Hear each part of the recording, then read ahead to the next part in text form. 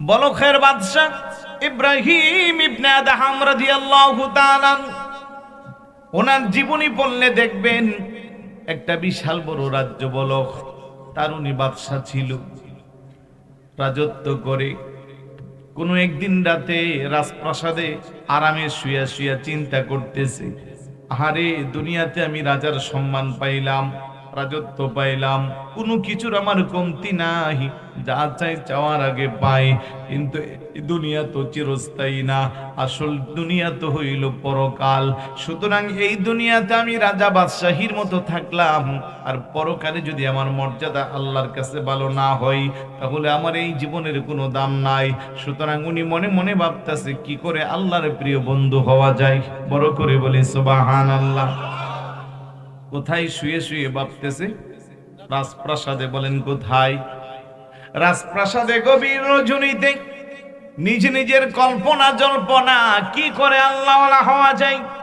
রাত্র যখন গভীর হয়ে গেল, হঠাৎ করে ওনার ছাদের উপরে মানুষ চলার হাঁটার আওয়াজ পাওয়া যাচ্ছে। সুবহানাল্লাহ। আচ্ছা বলুন তো, রাজপ্রাসাদে কি মানুষ উঠতে পারে? নৈশ প্রহরী আছে, অনেক দারোয়ান আছে, গার্ড আছে, এই সব কিছু অতিক্রম করে কে আমার রাজপ্রাসাদে উঠলো? বাদশা একটু চিৎকার দিয়া ডাক, দেখো কার এত বড় স্পর্ধা, এই গভীর রজনীতে আমার রাজপ্রাসাদে হাঁটাহাঁটি করতেছো? আল্লাহু আকবার বলবেন না? উপর থেকে জবাব আসলো, বাদশা চিল্লায়েন না, আমি একজন সাধারণ রাখাল। বলে কেন তুই আমার রাজপ্রাসাদে হাঁটাহাঁটি করছিস? আমি আমার বকরিটারে হারাইয়া ফেলছি, এই জন্য খুঁজতে আসছি। সুবহানাল্লাহ। মনোযোগ আসেনি? আচ্ছা বাবা বলেন তো, বকরি হারাইলি কি ছাদের উপরে পাওয়া যায়? বকরি পাওয়া যায় মাঠে, ময়দানে, জঙ্গলে, জমিনে। কথা কোন ঠিক না? বাদশা আরো গরম হয়ে গেল, ডাক ডাক রাখাল, তোর মাথা কি ঠিক আছে? তুই তো পাগল রাখাল। বলে কেন আমারে পাগল বলতেছেন? বকরি হারাইলে পাওয়া যায় জমিনে, মাঠে, ময়দানে, আর তুই খুঁজতে আসছিস আমার রাজপ্রাসাদে। পড়তেই রাখাল জবাব দে, বাদশা আমারে পাগল বইলেন না, আপনি বড্ড পাগল। বড় করে বলি সুবহানাল্লাহ। বাদশা চিন্তায় পড়ে গেল, কার এত বড় স্পর্ধা, আমারে পাগল বলল। ডাক ডাকো, কেন রে আমারে পাগল বললি? এবার রাখাল জবাব দে, বাদশা আমি যেমন আমার হারানো বকরিকে শত চেষ্টা করে আপনার রাজপ্রাসাদের উপরে খুঁজে পাইব না, আপনিও রাজপ্রাসাদের আরামের বিছানায় শুয়ে শুয়ে আল্লাহওয়ালা হতে পারবেন না। চিৎকার করে বলি সুবহানাল্লাহ। বাদশার আর বুঝার বাকি রইল না। রাখাল বেশে যদিও এসেছে, কিন্তু এটা কোনো সাধারণ রাখাল না, এটা আমার আল্লাহর পাঠানো ফেরেশতা। ঠিক না বে ঠিক? ইতিহাস সাক্ষী দেয়, কোন রকমের রাতটা ঘরের মধ্যে অতিবাহিত করে সকালবেলা ফজরের পরে রাজপ্রাসাদ থেকে বের হয়েছে। ইন্তেকালের পূর্বে জীবনে কোনো দিন আর রাজপ্রাসাদে ফেরত আসে নাই। জবরদস্ত একজন আল্লাহওয়ালা বুজুর্গ ব্যক্তি হয়েছে। চিৎকার করে বলি সুবহানাল্লাহ। বর্তমানে ওমানের সুর শহরে নদীর পারে ওনার মাজার। 2022 সালে আমি জিয়ারত করে আসছি, আলহামদুলিল্লাহ বলবেন না? আমি বুঝাইবার চাইলাম, ছোট্ট একটা রাখালের পরিচয়ের 30 সেকেন্ডের একটা কথা, এত বড় বাদশার জীবন যদি পরিবর্তন হয়ে যায়। আজকে আমরা যারা মাহফিলে আসছি, যারা আমাদের সামনে আলোচনা করতেছে, কোরআন সুন্নাহর 1-2 ঘন্টার আলোচনার কোনো একটা কথা কি আমাদের জীবন পরিবর্তন করতে পারে কি পারে না? আওয়াজ দিয়ে বলুন, পারে কি পারে না? আমি যে আয়াতটা তেলাওয়াত করেছি, হামিম আস-সিজদার 30 নম্বর আয়াত, আল্লাহ সুবহানাহু ওয়া তাআলা ইরশাদ করেন, ইন্নাল্লাযীনা ক্বালু রাব্বুনাল্লাহ সুম্মা ইসতাকামু। আল্লাহু আকবার বলেন। ইন্নাল্লাযীনা ক্বালু, নিশ্চয়ই যারা বলে, রব্বুনাল্লাহ, রব আমাদের আল্লাহ। বড় করে বলি সুবহানাল্লাহ। একটু আওয়াজ দিয়ে বলুন, আমাদের রবকে জোরে। আল্লাহ কি ছোট না বড়? আল্লাহু আকবার মানে আল্লাহ মহান। সুতরাং একটা জবানও বন্ধ রাখবেন না। আল্লাহকে আল্লাহ বলে ডাক দিতে যদি কার্পণ্য করেন, আল্লাহ চাইলে জবানকে চিরস্থায়ী বন্ধ করে দিতে পারে কি পারে না? এই জন্য শুকরিয়া আদায়ার্থে হলো আল্লাহরে ডাকা দরকার আছে না নাই? আল্লাহ কেমন বড় দয়াবান, কেমন বড় মেহেরবান। যারা আল্লাহর হুকুম মানি তাদের জন্য আল্লাহর পক্ষ থেকে যেই নিয়ামত, যারা মানি না তাদের জন্য সেই নিয়ামত। আল্লাহ চাইলে আমাদের মতো যদি প্রতিশোধ নিত, আল্লাহর জমিনে বসবাস করার আমাদের কোনো সুযোগ থাকতো না। কিন্তু আল্লাহ কো বান্দা, তোরে আমি সম্মানিত করে সৃষ্টি করেছি। ওয়ালাকাদ কাররামনা বানি আদম, লাকাদ খালাকনাল ইনসানা ফি আহসানি তাকওয়িম। উত্তম অবয়ব দিয়ে আমি তোরে সৃষ্টি করেছি রে বান্দা। তুই যতই গুনাহ করিস, যতই অন্যায় করিস, জুলুম করিস, নির্যাতন করিস, এত কিছুর পরেও আমি তারে নগদের শাস্তি দেই না। আমি তোরে সুযোগ দেই, সুযোগ দেই, সুযোগ দেই। জীবনে ইন্তেকালের পূর্বে তুই যদি একবারও আমার কাছে তাওবার মতো তাওবা করতে পারিস, আমি আল্লাহ তোর তামাম জীবনের গুনাহগুলো ক্ষমা করে দেই। সুবহানাল্লাহ। ইয়া রাসূলুল্লাহ, ইয়া হাবিবাল্লাহ, ইয়া রাসূলুল্লাহ, ইয়া হাবিবাল্লাহ, ইয়া রাসূলুল্লাহ। তুমি জীবন, তুমি মরণ, আধারে গড়ে তুমি আপন। তুমি জীবন, তুমি মরণ, আধারে গড়ে তুমি আপন। তুমি মোদের পারের তরি, তুমি মোদের পারের তরি। তুমি নিদানে পরানে ওয়ালা, ইয়া রাসূলুল্লাহ, ইয়া হাবিবাল্লাহ, ইয়া রাসূলুল্লাহ। তুমি মোদের আশার আলো, তাই তো তোমায় বাসি ভালো। তুমি মোদের আশার আলো, তাই তো তোমায় বাসি ভালো। হৃদয় নামের ফুলদানিতে, হৃদয় নামের গেতে রেখেছি প্রেমেরই মালা। ইয়া রাসূলুল্লাহ, ইয়া হাবিবাল্লাহ, ইয়া রাসূলুল্লাহ। আমার মনের জল্পনা কল্পনা নবী যাবই আমি। সবাই জবান খুলে যাবই আমি। আয় হায় যাব আমি সোনার মদিনা, রাসূল দেখব আমি। আনা গো যাব আমি সোনার, বলেন যাব আমি। মনটা আমার অনেক খুশি, নবীজিকে ভালোবাসি। মনটা আমার অনেক খুশি, নবীজিকে ভালোবাসি। ভালোবেসে তৃপ্তি মিটে না, রাসূলে ভালোবেসে আনা গো যাব আমি সোনার, বলেন দেখব আমি। রাসূল আপনাই ভালোবাসে যারা, আল্লাহর ওলি হই গো তারা। তোমায় ভালোবাসে যারা, আল্লাহর ওলি। থাকে না তো চিন্তা ভাবনা, রাসূল থাকে না তো। আনা গো যাব আমি সোনা, রাসূল দেখব আমি। রাসূল তোমার নামে এত জাদু, ডাকিলে মনে হই মধু।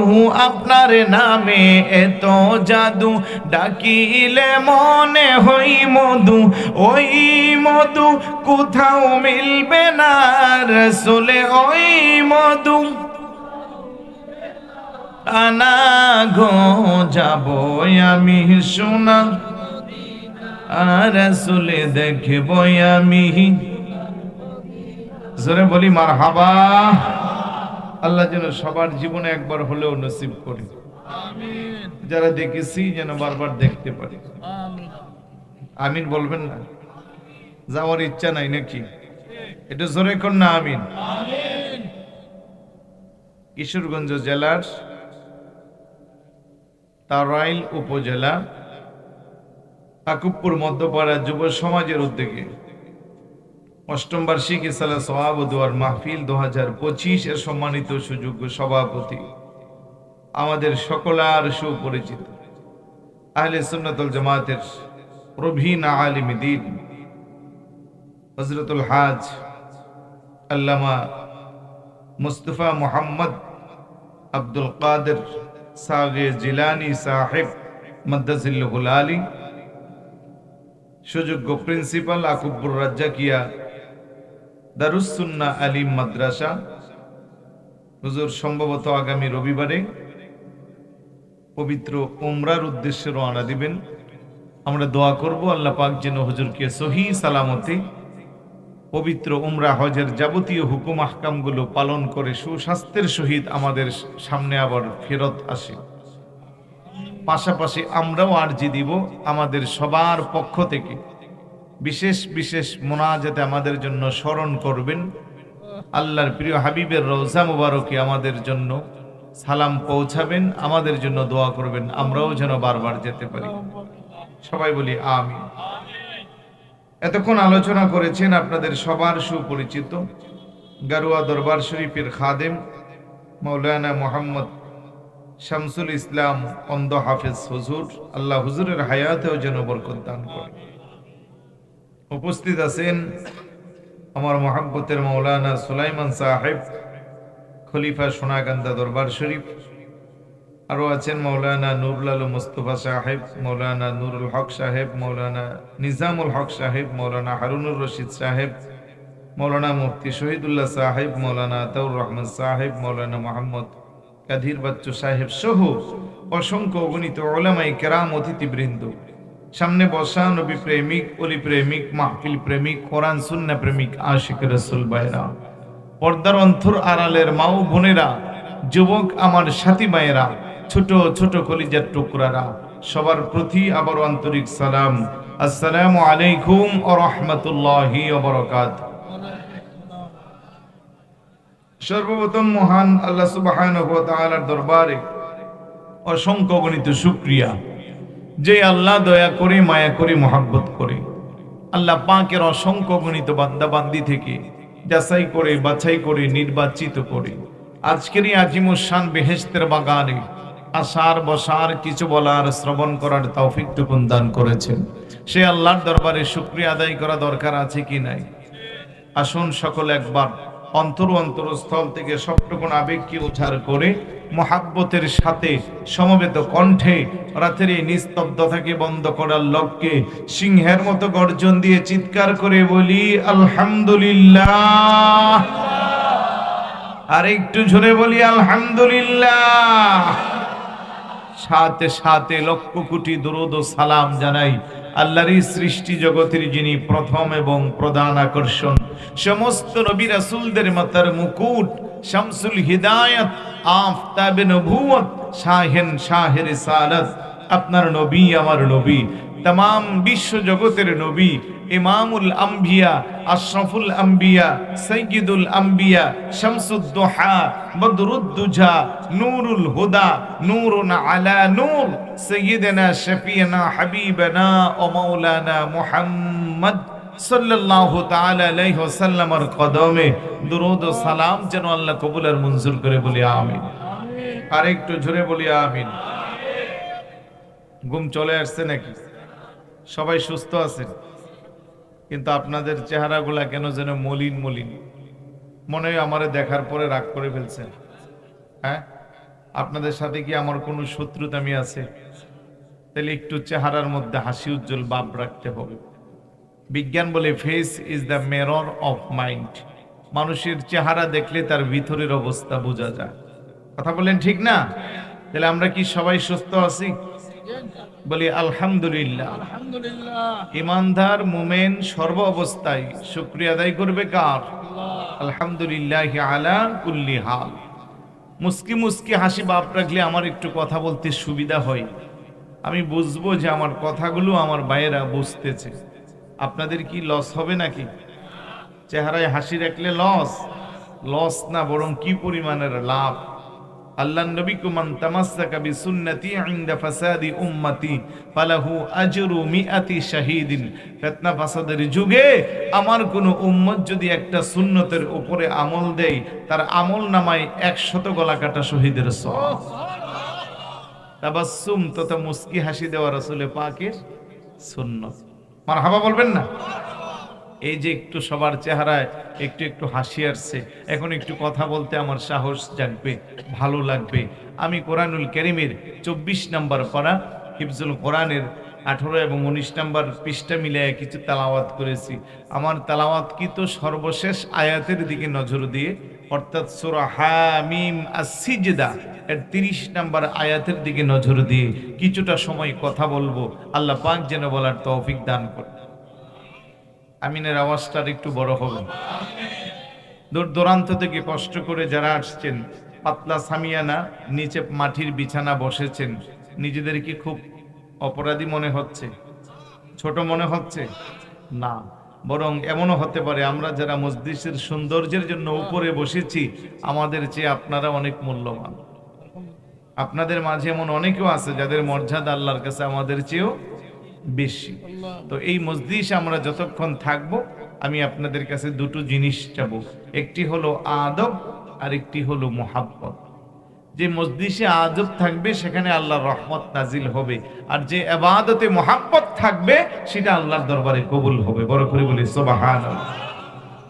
শেষবারের মতো যে সমস্ত দুস্থরা রাস্তায়, দোকানে, চায়ের দোকানে, বাসা বাড়িতে, মোবাইল, ফেসবুক, ইন্টারনেটে ব্যস্ত আছেন, আপনাদের খেদমতে আরজ কিছু সময়ের জন্য আমাদের বেহেশতের বাগানে চলে আসেন।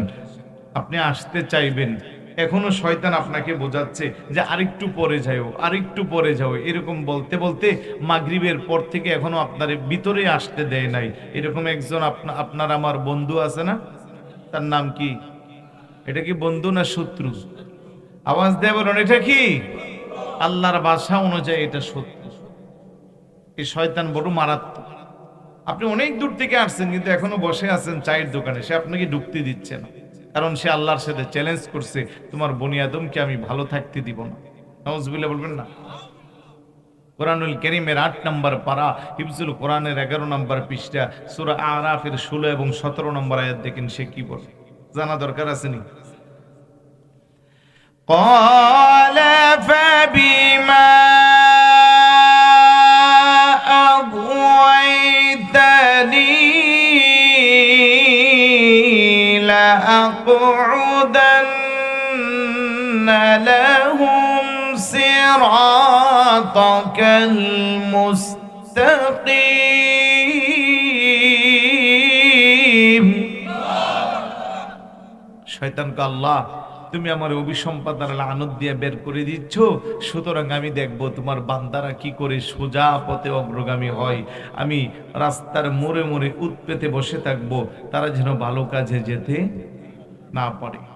সুম্মা লাআতিয়ান্নাহুম মিন বাইনি আইদিহিম ওয়া মিন খালফিহিম ওয়া আন আইমানিহিম ওয়া আন শামাইলিহিম ولا تجد أكثرهم شاكرين।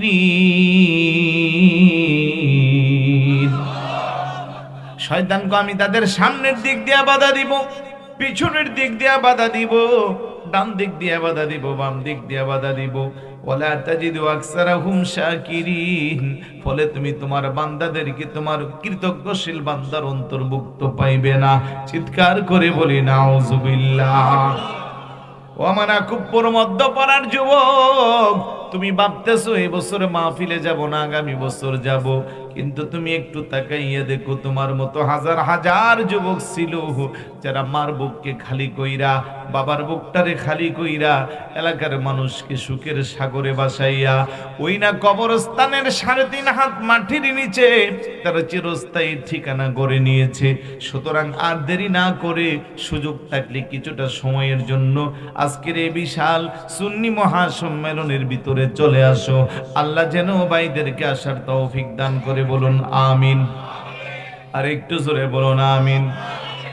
এই জন্য আমি বলবো, যে কোনো মাহফিল যে আলেমই হোক না কেন, আপনি যদি মনোযোগ দিয়ে তার আলোচনা শুনেন, হয়তো 3 ঘন্টার আলোচনা একদিন আপনি আমলে দিতে পারবেন না, 2 ঘন্টা 1 ঘন্টার আলোচনা একদিন আমলে দিতে পারবেন না। আলেম ছোট হোক আর বড় হোক, কার কোন একটা ছোট্ট পয়েন্টের কথা কখন কার জীবনকে বদলায়া দেয় কেউ বলতে পারে না। কথা কোন ঠিক কিনা? এই জন্য যখনই আপনার বাড়ির আঙ্গিনায় কিংবা এই বেহেশতের বাগান আলোচনা শোনার সুযোগ পাইবেন, সময়টা কাজে লাগাবেন। কারণ এই বয়সে এখন আর মাদ্রাসায় ভর্তি হয়ে দরস আর তাদরিস কিংবা জ্ঞান অর্জন করার সুযোগ নাই। এখন ইসলামী নলেজ নেওয়ার সবচেয়ে ভালো জায়গা হলো এই সুন্দর বেহেশতের বাগান। বিজ্ঞ আলেমদের জবান, কখন কার জবানের কোন কথা কার তাসির হয় কেউ বলতে পারে না। ছোট্ট একটা 30 সেকেন্ডের কথা চাইলে আপনার আমার গোটা জীবনকে পরিবর্তন করে দিতে পারে কি পারে না? আমার ভাইয়েরা বাবারা, বলখের বাদশা ইব্রাহিম ইবনে আদহাম রাদিয়াল্লাহু তাআলা, ওনার জীবনী পড়লে দেখবেন একটা বিশাল বড় রাজ্য বলখ, তার উনি বাদশা ছিল, রাজত্ব করে। কোন একদিন রাতে রাজপ্রাসাদে আরামে শুয়া শুয়া চিন্তা করতেছে, আরে দুনিয়াতে আমি রাজার সম্মান পাইলাম, রাজত্ব পাইলাম, কোনো কিছুর আমার কমতি নাই, যা চাই চাওয়ার আগে পাই, কিন্তু দুনিয়া তো চিরস্থায়ী না, আসল দুনিয়া তো হইল পরকাল। সুতরাং এই দুনিয়াতে আমি রাজা বাদশাহীর মতো থাকলাম, আর পরকালে যদি আমার মর্যাদা আল্লাহর কাছে ভালো না হয়, তাহলে আমার এই জীবনের কোনো দাম নাই। সুতরাং উনি মনে মনে ভাবতেছে কি করে আল্লাহর প্রিয় বন্ধু হওয়া যায়। বড় করে বলি সুবহানাল্লাহ। কোথায় শুয়ে শুয়ে ভাবতেছে? রাজপ্রাসাদে। বলেন কোথায়? রাজপ্রাসাদে গভীর রজনীতে নিজ নিজের কল্পনা জল্পনা কি করে আল্লাহওয়ালা হওয়া যায়। রাত্র যখন গভীর হয়ে গেল, হঠাৎ করে ওনার ছাদের উপরে মানুষ চলার হাঁটার আওয়াজ পাওয়া যাচ্ছে। সুবহানাল্লাহ। আচ্ছা বলুন তো, রাজপ্রাসাদে কি মানুষ উঠতে পারে? নৈশ প্রহরী আছে, অনেক দারোয়ান আছে, কার্ড আছে, এই সব কিছু অতিক্রম করে কে আমার রাজপ্রাসাদে উঠলো? বাদশা একটু চিৎকার দিয়া ডাক, দেখো কার এত বড় স্পর্ধা, এই গভীর রজনীতে আমার রাজপ্রাসাদে হাঁটাহাঁটি করতেছো? আল্লাহু আকবার বলবেন না? উপর থেকে জবাব আসলো, বাদশা চিল্লায়েন না, আমি একজন সাধারণ রাখাল। বলে কেন তুই আমার রাজপ্রাসাদে হাঁটাহাঁটি করছিস? আমি আমার বকরিটারে হারাইয়া ফেলছি, এই জন্য খুঁজতে আসছি। সুবহানাল্লাহ। মনোযোগ আসেনি? আচ্ছা বাবা বলেন তো, বকরি হারাইলি কি ছাদের উপরে পাওয়া যায়? বকরি পাওয়া যায় মাঠে, ময়দানে, জঙ্গলে, জমিনে। কথা কোন ঠিক না? বাদশা আরো গরম হয়ে গেল, ডাক ডাকো রাখাল, তোর মাথা কি ঠিক আছে? তুই তো পাগল রাখাল। বলে কেন আমারে পাগল বলতেছেন? বকরি হারাইলে পাওয়া যায় জমিনে, মাঠে, ময়দানে, আর তুই খুঁজতে আসছিস আমার রাজপ্রাসাদে। পড়তেইকার রাখাল জবাব দে, বাদশা আমারে পাগল বইলেন না, আপনি বড্ড পাগল। বড় করে বলি সুবহানাল্লাহ। বাদশা চিন্তায় পড়ে গেল, কার এত বড় স্পর্ধা, আমারে পাগল বলল। ডাক ডাকো, কেন রে আমারে পাগল বললি? এবার রাখাল জবাব দে, বাদশা আমি যেমন আমার হারানো বকরিকে শত চেষ্টা করে আপনার রাজপ্রাসাদের উপরে খুঁজে পাইব না, আপনিও রাজপ্রাসাদের আরামের বিছানায় শুয়ে শুয়ে আল্লাহওয়ালা হতে পারবেন না। চিৎকার করে বলি সুবহানাল্লাহ। বাদশার আর বুঝার বাকি রইল না। রাখাল বেশে যদিও এসেছে, কিন্তু এটা কোনো সাধারণ রাখাল না, এটা আমার আল্লাহর পাঠানো ফেরেশতা। ঠিক না বে ঠিক? ইতিহাস সাক্ষী দেয়, কোন রকমের রাতটা ঘরের মধ্যে অতিবাহিত করে সকালবেলা ফজরের পরে রাজপ্রাসাদ থেকে বের হয়েছে। ইন্তেকালের পূর্বে জীবনে কোনো দিন আর রাজপ্রাসাদে ফেরত আসে নাই। জবরদস্ত একজন আল্লাহওয়ালা বুজুর্গ ব্যক্তি হয়েছে। চিৎকার করে বলি সুবহানাল্লাহ। বর্তমানে ওমানের সুর শহরে নদীর পারে ওনার মাজার। 2022 সালে আমি জিয়ারত করে আসছি, আলহামদুলিল্লাহ বলবেন না? আমি বুঝাইবার চাইলাম, ছোট্ট একটা রাখালের পরিচয়ের 30 সেকেন্ডের একটা কথা, এত বড় বাদশার জীবন যদি পরিবর্তন হয়ে যায়। আজকে আমরা যারা মাহফিলে আসছি, যারা আমাদের সামনে আলোচনা করতেছে, কোরআন সুন্নাহর 1-2 ঘন্টার আলোচনার কোনো একটা কথা কি আমাদের জীবন পরিবর্তন করতে পারে কি পারে না? আওয়াজ দিয়ে বলুন, পারে কি পারে না? আল্লাহ যেন আমাদেরকে শেষ পর্যন্ত বসার তৌফিক দান করে। উঠবেন নাকি কেউ? উঠেন না, একটু মনোযোগ দিয়ে বসেন। আমি যে আয়াতটা তেলাওয়াত করেছি, হামিম আস-সিজদার 30 নম্বর আয়াত, আল্লাহ সুবহানাহু ওয়া তাআলা ইরশাদ করেন, ইন্নাল্লাযীনা ক্বালু রাব্বুনাল্লাহ সুম্মা ইসতাকামু। আল্লাহু আকবার বলেন। ইন্নাল্লাযীনা ক্বালু, নিশ্চয়ই যারা বলে রব্বুনাল্লাহ, রব আমাদের আল্লাহ, বড় করে বলি সুবহানাল্লাহ।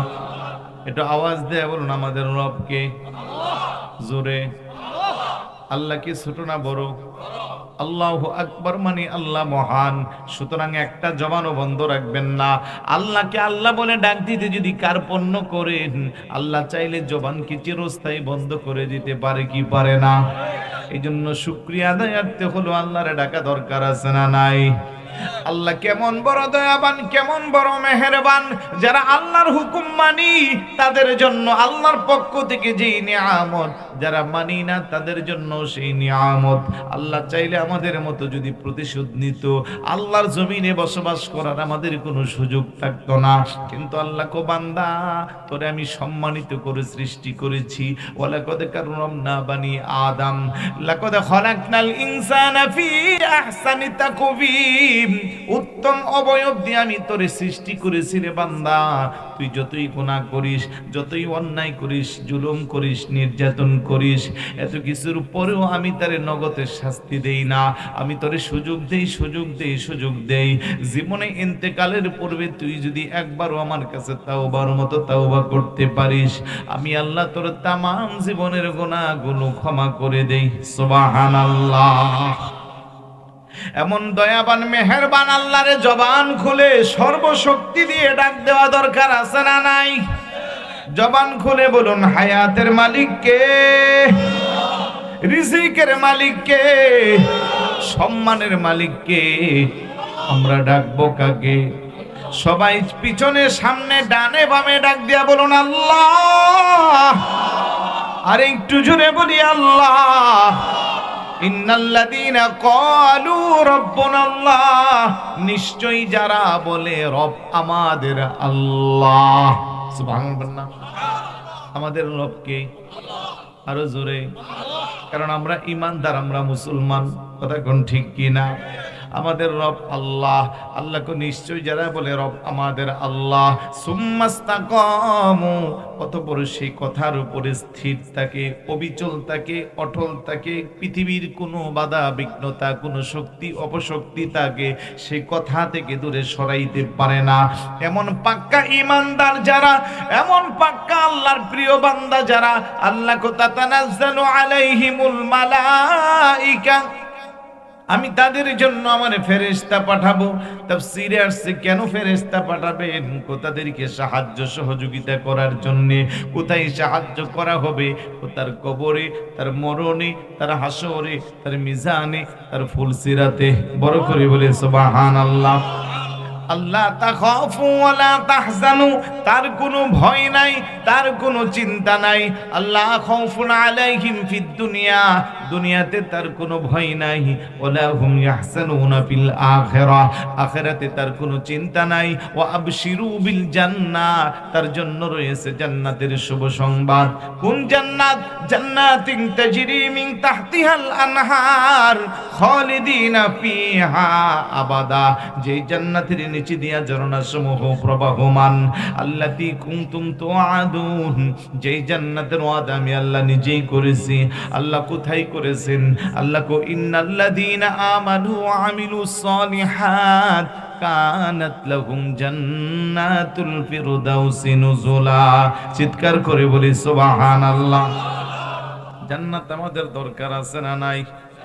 কারা কারা জান্নাতে যেতে চাই একটু হাত উঠাই। আল্লাহু আকবার। নারে রিসালাত ইয়া রাসূলুল্লাহ, আহলে সুন্নাত ওয়াল জামাত জিন্দাবাদ জিন্দাবাদ শাহনশাহে মদিনা জিন্দাবাদ জিন্দাবাদ। স্লোগান দেওয়ার অভ্যাস মনে নাই বেশি, একটা আওয়াজে বোঝা যায়। একটু আমার সাথে একটু স্লোগান দেওয়া যাবে? দেখি আমার একা শক্তি বেশি না আপনাদের সবার শক্তি বেশি? নারে তাকবীর। এদিকে আওয়াজ একবারই নাই। পিছনের ভাবতেছে সামনে যারা বসছে যত জ্বর তুফান ওদের উপর দিয়ে যাবে, আমরা চুপচাপ বসে থাকি। ভাই জবান খুলে নারে তাকবীর, নারে রিসালাত, আহলে সুন্নাত ওয়াল জামাত, নবী ওলির এক জামাত, আহলে সুন্নাত ওয়াল জামাত। নামাজ রোজা যেখানে, নবী রাসূল যেখানে,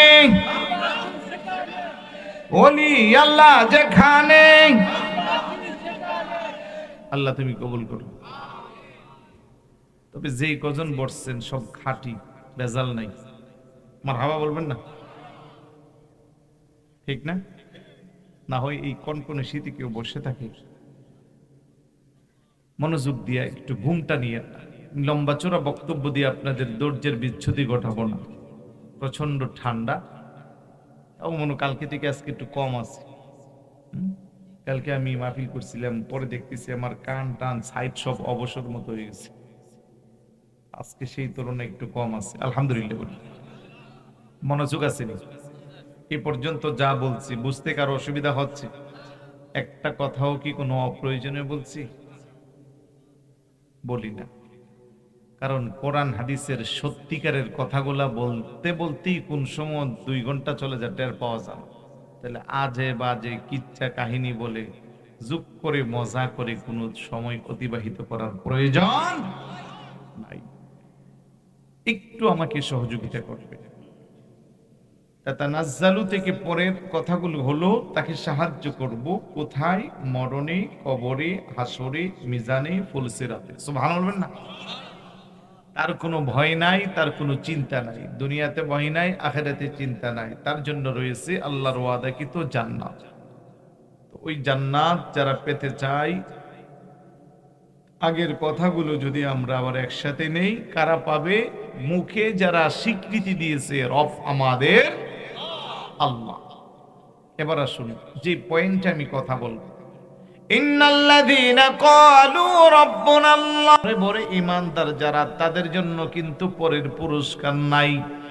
যারা এই কথার উপরে অবিচল থাকে, স্থির থাকে, কেউ এই কথা থেকে দূরে সরাইতে পারে না, এমন পাক্কা ঈমানদার হইলে পরে তার জন্য পরের সব পুরস্কার।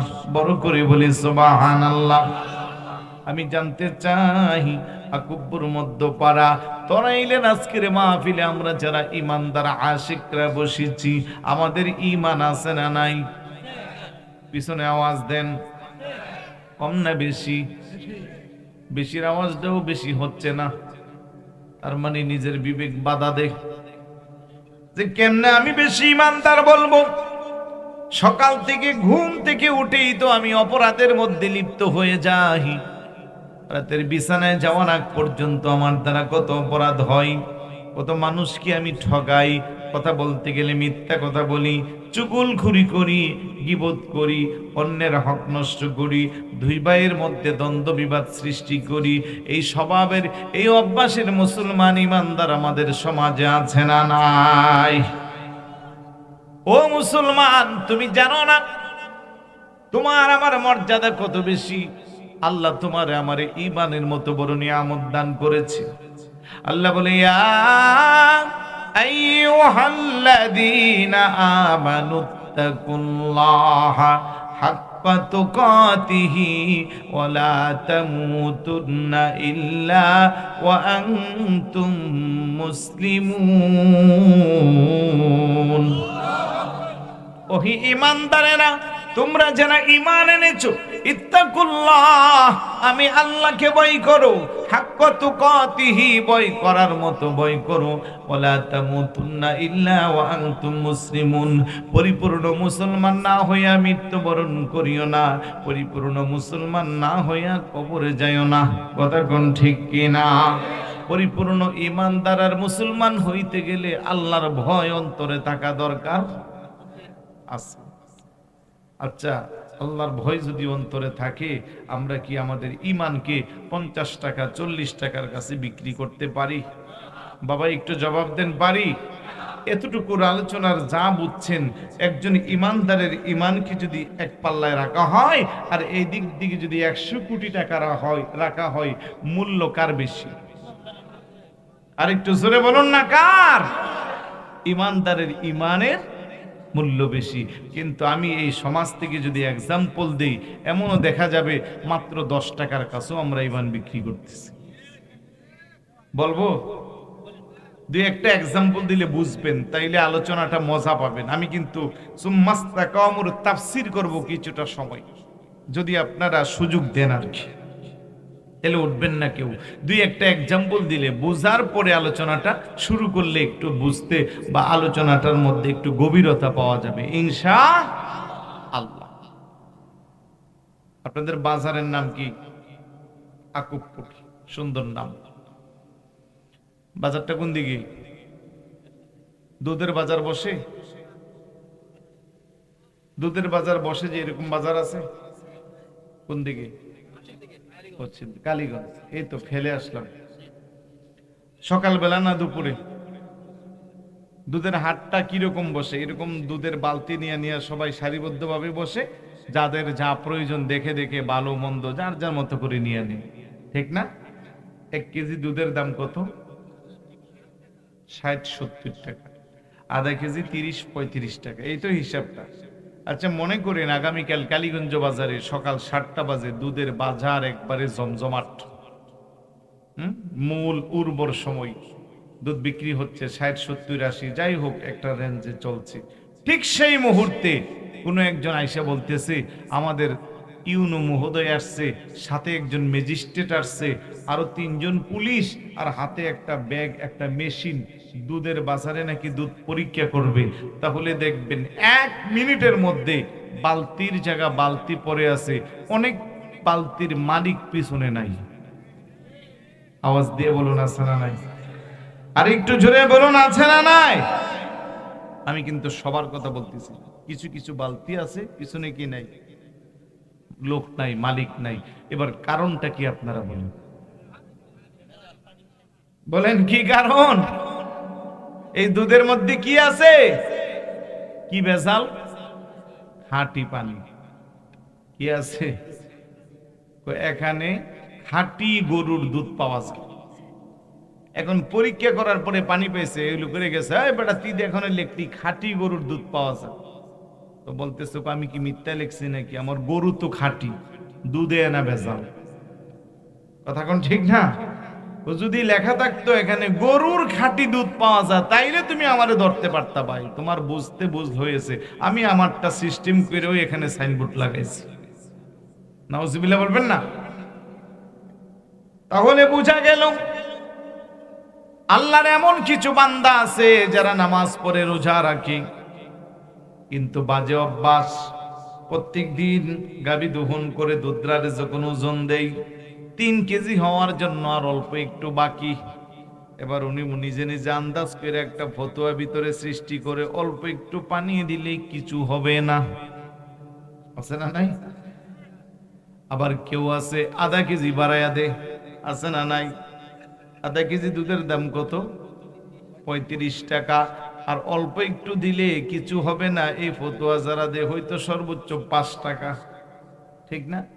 কিন্তু এই মনের অজান্তে আল্লাহর দেওয়া নিয়ামত গাভীর মাধ্যমে আমরা যেই পুষ্টিকর খাবার পাই, আমরা সবাই চেষ্টা করেও কিন্তু জমিনের সব গাছগুলা গাভীরে খাওয়াইলে আল্লাহ দুধ বাড়াইয়া দে, কিন্তু সবাই চেষ্টা করে কোনো একটা মেশিন আবিষ্কার করে ঘাস চড়াইলে এক ফোঁটা দুধও বের হবে না। তা আল্লাহর দেওয়া এই বিশাল বড় নিয়ামত যে 3 কেজি তোমার জন্য আমার জন্য হালাল ছিল 100%, এখন আধা কেজি, 1 পোয়া কিংবা অল্প একটু পানি মিশাইয়া এখন সবটাই তো আমার জন্য হারাম হয়ে গেল। কথা কোন ঠিক কিনা? তাহলে আমি বুঝাইবার চাইলাম মাত্র 35 টাকার কাছেও ঈমান নষ্ট হয়, বিক্রি হয়। ও মুসলমান, ঈমান বড় দামি জিনিস, কোটি টাকা দিয়ে তা বিক্রি করা যায় না।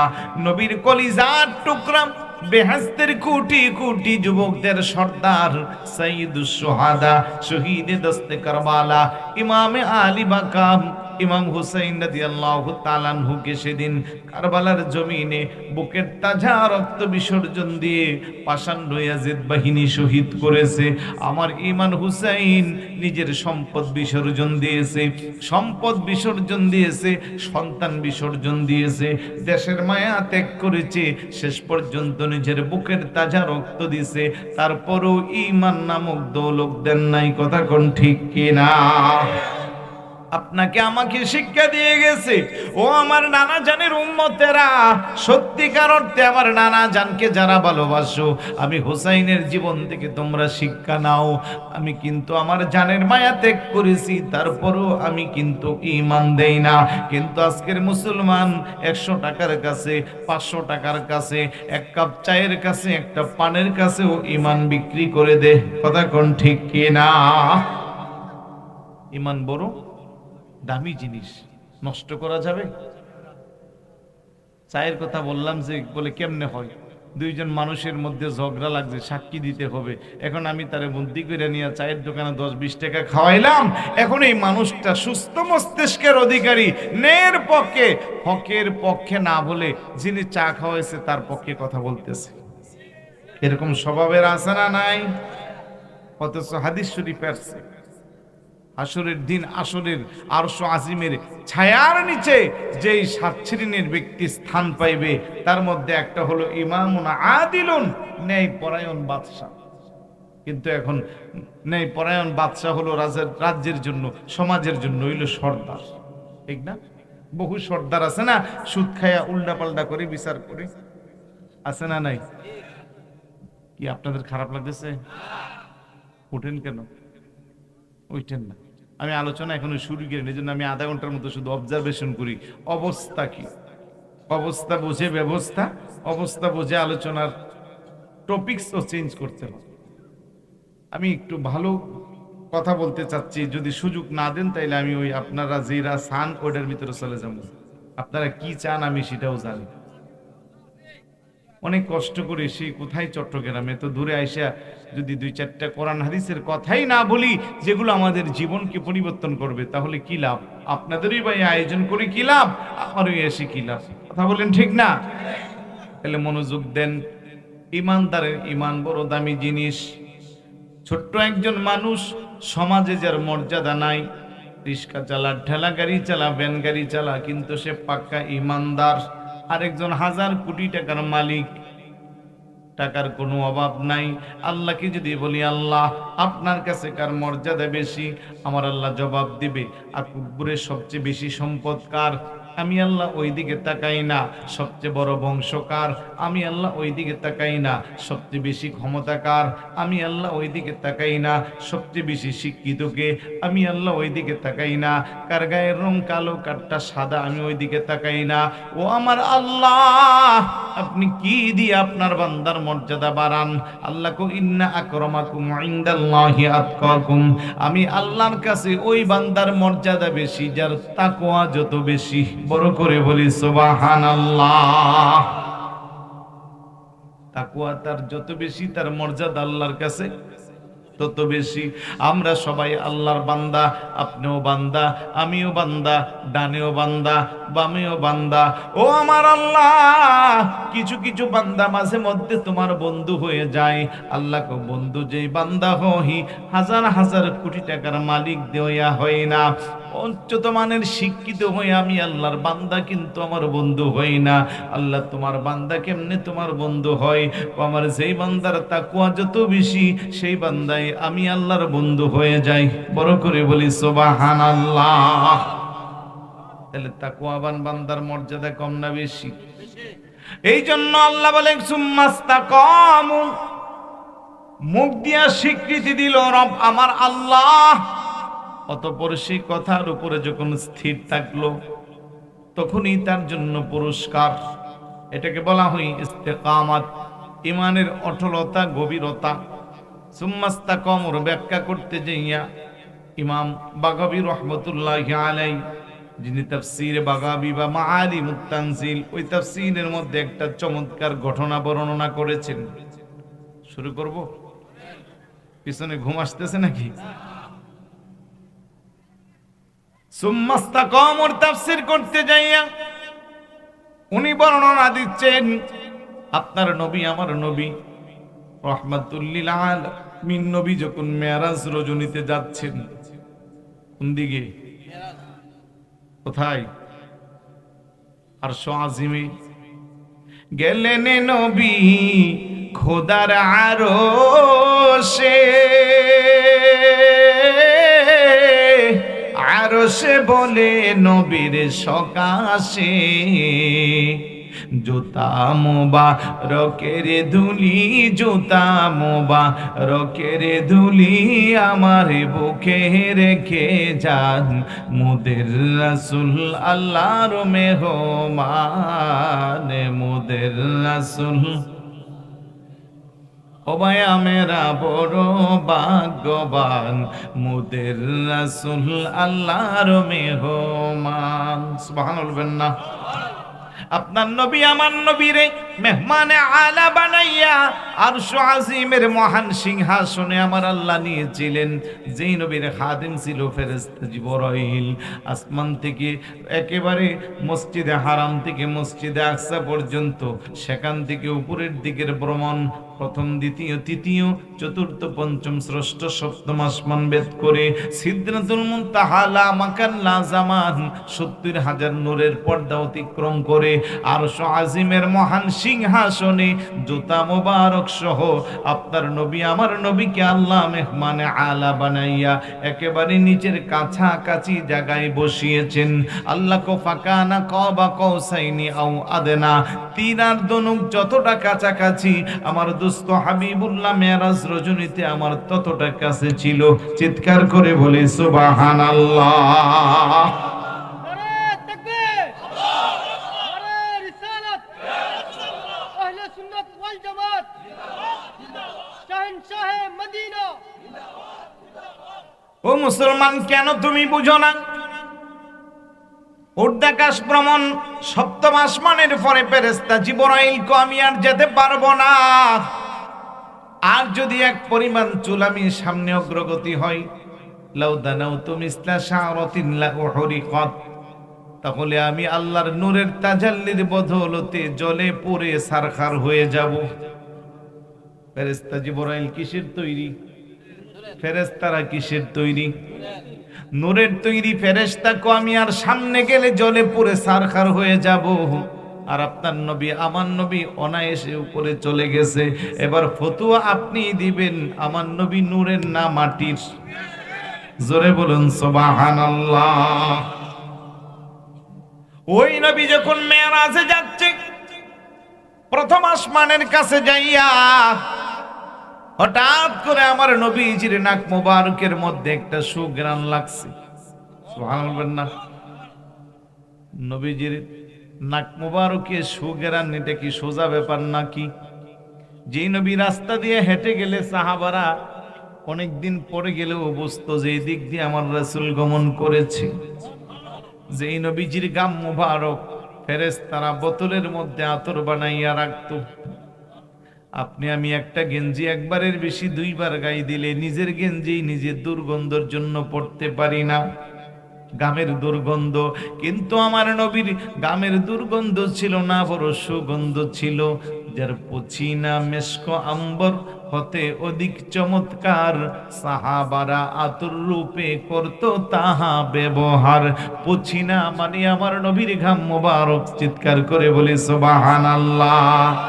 এই জন্য আমরা বলি রহমতে আলমে নবী নূরে মুজাসসাম, রহমতে আলমে নবী নূরে মুজাসসাম। সাহাবীরা আতরে বানাই ওই নবীজির গাম, বলেন সাহাবীরা আতরে বানাই। শুনো মানো জানো কেমন আমার নবীজি, যাহার পাগল চন্দ্র সূর্য তারকারাজি। বলেন যাহার পাগল চন্দ্র সূর্য তারকারাজি। তোমরা আরো শুনে বানি সুন্দর কাহিনী, বলেন আরো সুন্দর কাহিনী। জান্নাতের ওই রোমে রোমে লিখা নবীর নাম, বলেন রহমতে আলমে নবী নূরে মুজাসসাম। সাহাবীরা আতরে বানাই ওই নবীজির। উস্তুনে হান্নানা একটা খেজুর গাছের নাম, যাকে ধরে খুদে বাঁধিতেন রাসূল আকরাম। বলেন যাকে ধরে খুদে বাঁধিতেন রাসূল আকরাম। গাছটা নবীর বিরহে কাঁদিতে রহে, বলেন নবীর বিরহ কাঁদিতে রহে।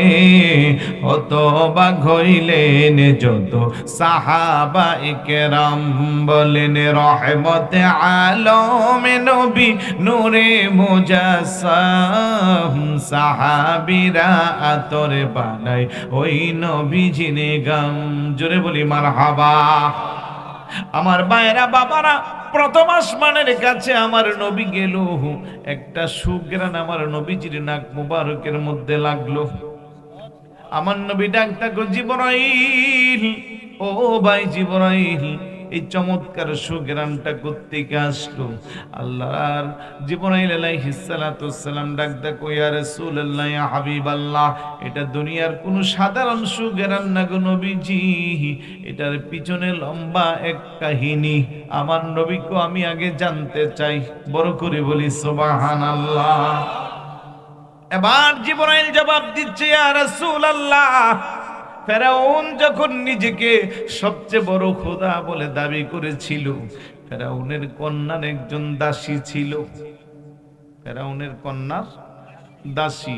সবাই যখন ফেরাউনকে প্রভু হিসেবে মানে, ওই দাসীটা ফেরাউনকে প্রভু হিসেবে মানে না। ওই দাসীটা আল্লাহর পয়গম্বর মুসা আলাইহিস সালাতু ওয়াস সালামকে বিশ্বাস করত। সুবহানাল্লাহ।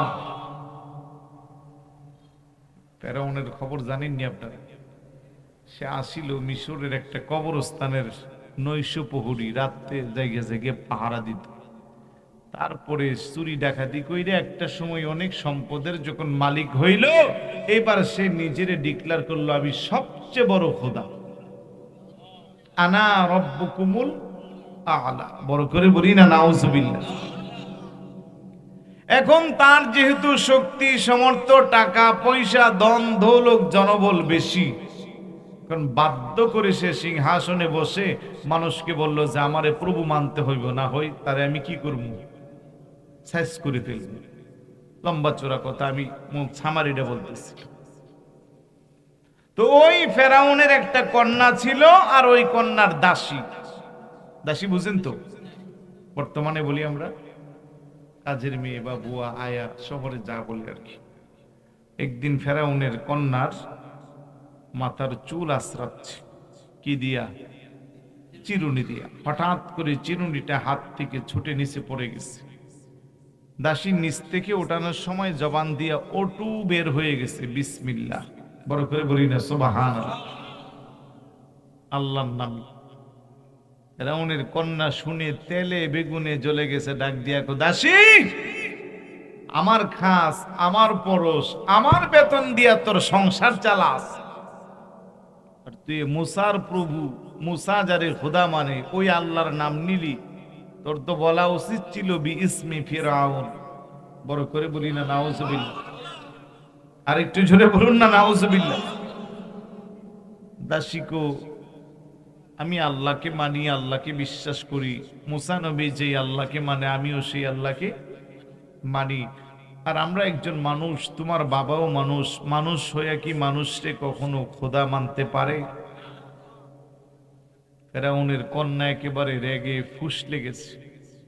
তোর খবর আছে, আমার বাবা যখন জানবে তখন তোমাকে উচিত শিক্ষা দিবে। যাই হোক, ফেরাউন যখন আসলো, দাসী জিনিসটা জানাইয়া দিল। বাবা, দাসীর মানিবার কি? ফেরাউনের কন্যা যে, বাবা, আমাদের ঘরে যে দাসী আছে সে তো তোমারে খোদা মানে না। বলস কি? হ বাবা, সত্য বলতেছি। ও কারে মানে? ও মুসা পয়গাম্বর যারে খোদা মানে, এই দাসীটাও তারে খোদা মানে। ও বুঝতে পারছি, মনো বেতনে তার পোষায় না। তার কত টাকা বেতন দেশ? ধরেন কথার কথা বলতো আর কি, যে 10,000 টাকা বেতন দিই। তো তারে আগামীকাল আসলে প্রস্তাব দেশ যে তোরে 50,000 টাকা বেতন দিব, তুই আমার আব্বারই খোদা মানিস। বড় করে বলি নাউজুবিল্লাহ। পরের দিন দাসী মহিলা আসলো। ফেরাউনের কন্যা ডাক, দেখো দাসী রে, অল্প বেতনে বুঝি তোর সংসার চলে না, তোর বুঝি মন ভরে না, এই জন্য তুই আমার বাবারে খোদা মানিস না। আমার বাবা তোর জন্য একটা শুভ সংবাদ দিয়ে গেছে, একটা প্রস্তাব। তুই আমার বাবারে খোদা মানবি, আমার বাবা তোর বেতন 50,000 টাকা দিবে। বড় করে বলি নাউজুবিল্লাহ। কথার কথা আর কি, ওই যুগে যা ছিল ওইরকম। দাসী ডাকদা বলে, রে মুনিব মহিলা, অভাবের তাড়না, পেটের দায়ে তোর ঘরে চাকরি করি, পরিশ্রমের বিনিময়ে আমি টাকা নেই। আমার যদি চাকরি চলে যা, আমি যদি না খেয়েও মারা যাই, তারপরও আমি আমার ঈমান নামক দৌলতকে টাকার কাছে বিক্রি করতে পারবো না। চিৎকার করে বলি সুবহানাল্লাহ। একটা দাসী মহিলা, কাজের মহিলা, তার ঈমানের পাওয়ার কত বেশি। আর আমাদেরকে 500 টাকা দিলে আমরা দুনিয়া উল্টাইলাই। হ্যাঁ, 5,000 টাকা দিলে মিথ্যা সাক্ষ্য দিয়া মানুষের প্রয়োজনে ফাঁসির কাস্টে ঝোলাই দেব, আমার টাকা দরকার। 10,000 টাকা দিলে একজনের বৈধ সম্পদ আমি আরেকজনের কাছে দিয়ে দিই। আপন ভাই ভাইয়ের মধ্যে বিবাদ সৃষ্টি করি, বাবা সন্তানের মধ্যে মারামারি সৃষ্টি করালে, স্বামী স্ত্রীর মধ্যে সংসার ভাঙ্গন পর্যন্ত করে ফেলি নিজের কিছু ফায়দার জন্য। এই চরিত্রের মানুষ আমাদের সমাজে আছে না নাই? দাসী ডাকদা বলে, রে ফেরাউনের কন্যা, হতে পারি ও গরিব মানুষ, অভাবী মানুষ, কিন্তু দুনিয়ার কোনো টাকা পয়সা হুমকি দামকির কাছে ঈমান বিক্রি করব না। জীবন একবার, আর ঈমানদারের ঈমানের পাওয়ার অনেক বেশি। সুবহানাল্লাহ। দাসী অনেকভাবে বুঝাইলো দাসীরে, ফেরাউনের কন্যা দাসীর এক কথা। শেষ পর্যন্ত ফেরাউনের কাছে যখন গেল, ফেরাউনকে 3 দিন সময় বেঁধে দিলাম। ফেরাউন নিজে এসে বলে, রে দাসী, তোর লেখা নাই, পড়া নাই। এই রাজ্যের বহু শিক্ষিত মানুষ আমারে খোদা মানে, প্রভু মানে, তোর তো তেমন কোনো পড়ালেখা নাই, তুই কি তাদের চেয়ে বেশি বুঝিস নাকি? দাসীকে, খোদা পাওয়ার জন্য লেখাপড়া লাগে না, খোদা পাওয়ার জন্য পঞ্চ ইন্দ্রিয় জ্ঞানী যথেষ্ট। বড় করে বলি সুবহানাল্লাহ। পঞ্চ ইন্দ্রিয় জ্ঞানী যথেষ্ট। পঞ্চ ইন্দ্রিয় জ্ঞান বুঝেননি? পঞ্চ ইন্দ্রিয় জ্ঞান কাকে বলে? নাক, কান, মুখ, জিহ্বা, ত্বক, ঠিক না? মনে করেন চোখে দেখেন না, দুর্গন্ধল একটা খাবার খাচ্ছেন, মুখে নেওয়ার আগে যদি সুস্থ থাকতেন, চোখ ভালো থাকতো, তাহলে প্রথমে দেখতাম যে খাবারটা ঠিক না, ময়লা আবর্জনা কিছুটা পড়ে আছে। যেহেতু চোখের পাওয়ার নাই, এখন আর এগুলো দেখতে পারলাম না। এবার খাবারটার আর একটু সামনে নিয়ে মুখের কাছাকাছি নিলে এবার নাক আপনাকে সিগন্যাল দিবে এটাতে দুর্গন্ধ আছে, আর সামনে নেওয়া কোনো কারণে নাকও ব্লক হয়ে আছে, ঠান্ডা লাগছে, আপনিও ভিতরে দিয়েই দিলেন। দেওয়ার পরে এবার জিহ্বা বলবে খবরদার, যা আনছো বহু আনছো, আর নেওয়ার কোনো সুযোগ, তাড়াতাড়ি তুমি কুলি করো। কথা বলেন ঠিক না? আমি আমার একটা বাস্তব কথা বলি। আমি গত মাসে চীন সফর করেছি। চীনে আশারে মুবাশশারার একজন সাহাবী হযরতে সাদ ইবনে আবি ওয়াক্কাস রাদিয়াল্লাহু তাআলা। আমরা মুসলমান হওয়ার পিছনে যার অবদান অনেক বেশি। বাংলাদেশে কোনো নবী রাসূল আসেন নাই, সাহাবায়ে কেরাম এসেছেন মর্মে শুধু একজন সাহাবী পাওয়া যায়, এই সাদ ইবনে আবি ওয়াক্কাস রাদিয়াল্লাহু তাআলা। এগুলো ছাত্র জীবনে যখন পড়তাম তখন আমার মনের খুব শখ ছিল যে আমি চীন দেশে অন্তত ওনার মাজারটা জিয়ারত করতে যাব। আলহামদুলিল্লাহ বলবেন না? আমি ওয়াইস আল করুনি থেকে শুরু করে আইয়ুব আলাইহিস সালাতু ওয়াসসালাম এরকম অনেক পয়গম্বরদের মাজার জিয়ারত করেছি। সাদ বিন মাগুজা রাদিয়াল্লাহু তাআলা আরেকজন সাহাবীর মাজারও জিয়ারত করেছি ওমানে। তো যে কথাটা বলছিলাম যে ওনার অনেক অবদান আছে আমাদের ইসলাম বাংলাদেশে পৌঁছানোর পিছনে। তো এই কারণে ওনার মাজার শরীফও জিয়ারত করেছি। আমি ওই যে ঘটনা থেকে বলতেছি, চীনে এক জায়গায় যাওয়ার পরে আমার চকলেট দিচ্ছে। তো চকলেট তো মোটামুটি ছোট বড় আমরা সবাই কি করি, খাই। আগে একটা চকলেট খেয়েছি, খুব ভালো ফ্লেভার, ভালো লাগছে। আরেক দোকানে যাওয়ার পরে যখন আরেকটা চকলেট দিল, মানে চকলেটটা যেরকম বাচ্চারা আমরাও বড় মানুষ টান্দা ছিঁড়া আমি ধরেন মুখের কাছাকাছি নিয়ে জিহ্বায় লাগছে, ঠিক সেই মুহূর্তে চকলেটের যে প্যাকেটটা এটার মধ্যে একটা ছবি দেখছি। ছবিটা দেখার পরে সাথে সাথে মানে আমার ভূমির ভাব চলে আসছে। চকলেটের পুরো ফ্লেভার এখনো আমার নাকে লাগে নাই, জিহ্বায় এখনো স্বাদ যায় নাই, কিন্তু ছবিটা কি ছবি মানে বলতেও লজ্জা লাগতেছে। এটা হইল ওদের প্রধান খাবার, যেটাকে আমরা বলি খিনজির। নাউজুবিল্লাহ বলবেন না? এখন যেহেতু প্যাকেটের মধ্যে এই ছবি আছে, তাইলে বোঝা গেছে নিশ্চয়ই তার ভিতরেও এটার কি আছে, প্রভাব আছে। আর ওইখানে কখনো কেউ গেলে হালাল খাবারের অনেক পোস্টিং। আমি 2.5 দিন পরে গিয়ে ভাত খেয়েছি, কারণ মুসলিম হোটেল নাই, হালাল খাবার নাই।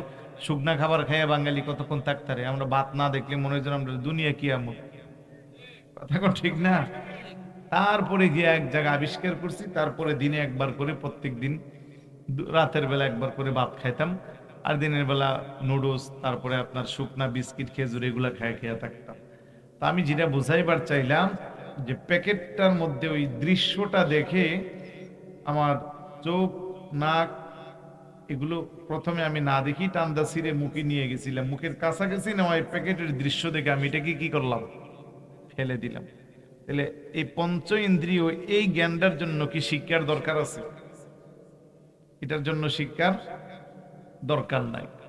জিহ্বা আপনাকে সিগন্যাল দিয়ে ফালাই দিবে। আপনার কাছে আমি পানি চাইলাম, আপনি পানি দিলেন, ত্বক দিয়ে ধরলে, হাত দিয়ে ধরলে বোঝা যাবে এটা কি ঠান্ডা না গরম।